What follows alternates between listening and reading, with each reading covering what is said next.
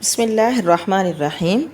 سفر المظفر کے مہینے کے آخری بدھ سے متعلق لوگوں میں یہ عقیدہ ہوتا ہے کہ وہ سفر کے آخری بدھ کو خوشیاں مناتے ہیں اور خوش ہوتے ہیں کہ یہ مہینہ گزر گیا، تو اس کے اسلام میں کوئی حقیقت نہیں ہے۔ اور بعض لوگ جو ہے وہ اس مہینے کے آخری بدھ کو منحوس قرار دیتے ہیں، تو اس کو منحوس قرار دینا بدشگونی ہے، اور بدشگونی دین سے نہیں، کیونکہ یہ زمانہ جاہلیت کا فعل ہے۔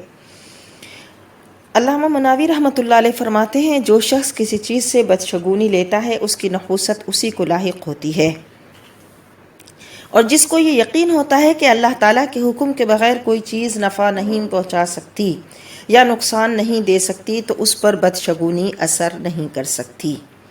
علامہ آلوسی فرماتے ہیں، تمام ایام برابر ہیں، کسی دن میں کوئی نحوست نہیں ہے۔ ہاں، ہر گزرنے والی ساعت کسی شخص کے لیے اچھی اور کسی کے لیے مبارک ہوتی ہے، اور کسی کے لیے اس میں کوئی برائی ہوتی ہے۔ تو لہٰذا اللہ تعالیٰ جو چاہتا ہے کرتا ہے، جب چاہتا ہے کرتا ہے، اور جس کو اللہ نہیں چاہتا وہ نہیں ہوتا، اس میں وقت کا کوئی دخل نہیں ہے۔ جیسا کہ حضرت عبداللہ بن مسعود رضی اللہ تعالیٰ عنہ بیان کرتے ہیں کہ قال رسول اللہ صلی اللہ علیہ وسلم الطیارۃ شرک ثلاثا وما منا الا ولکن اللہ یذہبہ بالتوکل۔ آپ صلی اللہ علیہ وسلم نے ارشاد فرمایا، بدشگونی شرک ہے۔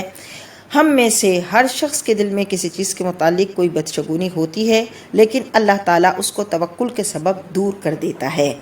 لہٰذا اللہ پر توکل کرنا بدشگونی کو دور کرتا ہے۔ انسان کو چاہیے، مسلمان کو چاہیے کہ وہ اللہ پر توکل رکھے۔